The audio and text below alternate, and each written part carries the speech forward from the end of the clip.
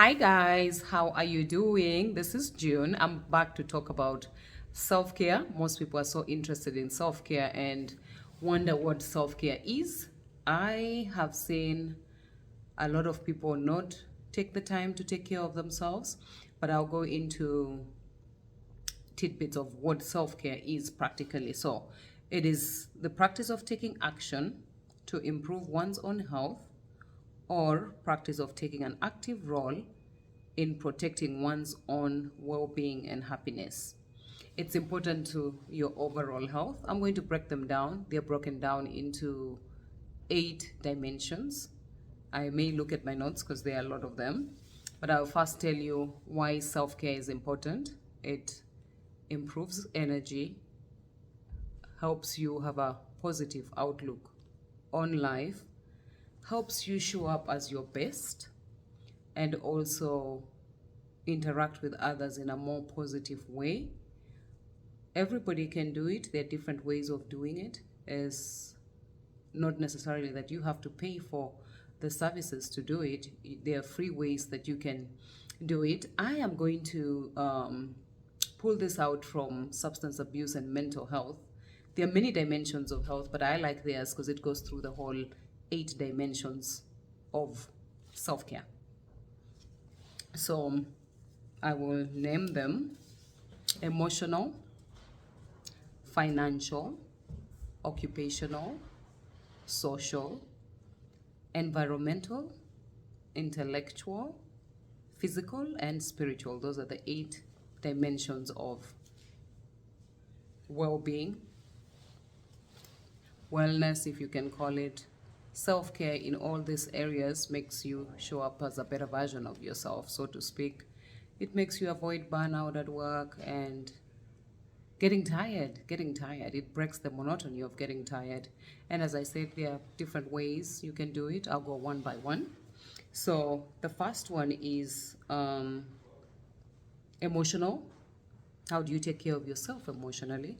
Some people journal, some people meditate, some people reflect, others take a walk outside. Outside is good for you, generally health wise. Anything outside is good for you, for the vitamin D, but there's a peace when it comes to being outside.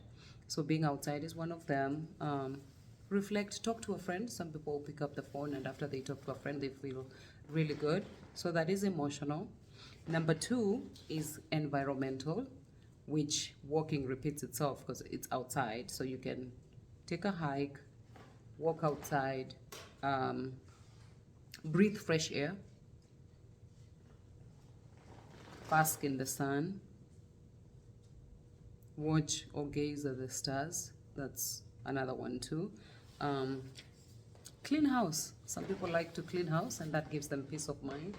Whatever it is that works for you, that is good for you, is what you take as a self-care method. So that's number 2.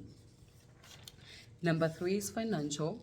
Develop a financial plan, make a budget, invest. Otherwise, invest, cut out things you don't need, cut out expenses that you don't need to do, that you don't have to buy. There's a lot of stuff that we buy that in real sense we really don't need to. Saving is huge, whether it's an extra $20, an extra $10. Little by little it gets more and more and you can use it later on. So that is financial. Then you have intellectual. Read a book. Most people read books. Some people don't have the time to read books, so they listen to audiobooks. That's a good way to listen to books, read books. Those who have time can read books. There are people who prefer audio because as they drive to work, they can do that. Get a degree, get a certification, get a training of some sort. That's intellectual. Anything that wakes up your brain is good for the brain, good for your overall well-being too. Another thing is take a class that's interest of you and watch documentaries.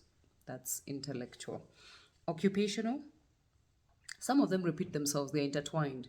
Occupational, apply for your dream job, learn a trade, learn a new skill, open a business, train for a promotion at work. Some of you love your job, so train for a promotion at your job.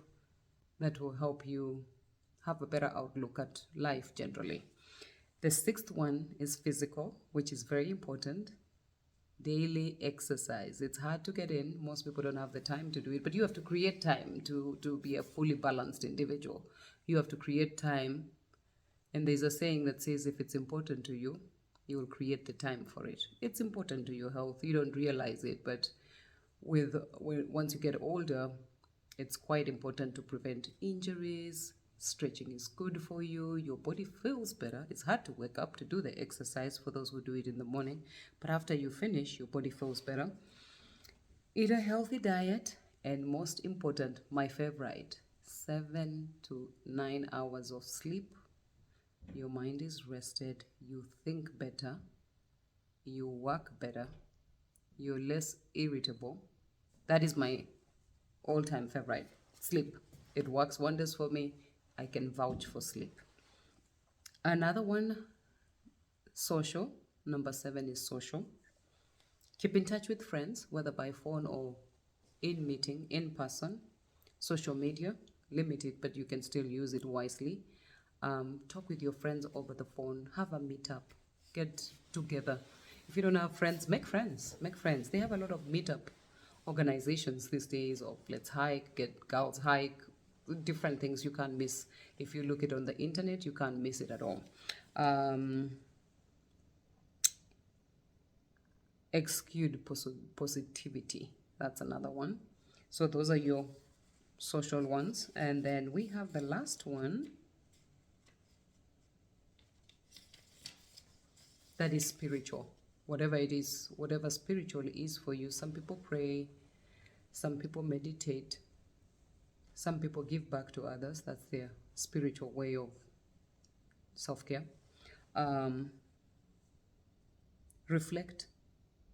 Love others. Yoga. Visit a meaningful place. Those are the main self-care areas. And some do less than that. I chose this one from substance abuse and mental health because I feel like it covers the entire wholeness of somebody. So whatever it is, they don't have to be expensive. Most of them don't cost anything. Walking outside doesn't cost you anything. It costs you time, but in reality, time is good for you because it's working towards you being a better person. So most of them don't cost anything. There are those that cost. You have to pay for a massage, go for acupuncture. If you're able to, why not? But if you're not able to, those are the main ones. They're outside, they're free. Calling a friend is free for the most part. Takes a little bit of money if you have to, if they're out of the country, but most of the time, keeping in touch. After you keep in touch, you kind of feel a good sense of well-being. So those are the main areas of self-care. Somebody may ask, why do we do self-care? Avoid burnout. Hearing about burning the candle end to end, it avoids you from burnout, total burnout. Take vacation. Take vacation. Vacation is important. You can't work 24/7. If you do, it will catch up with you no matter how long it takes.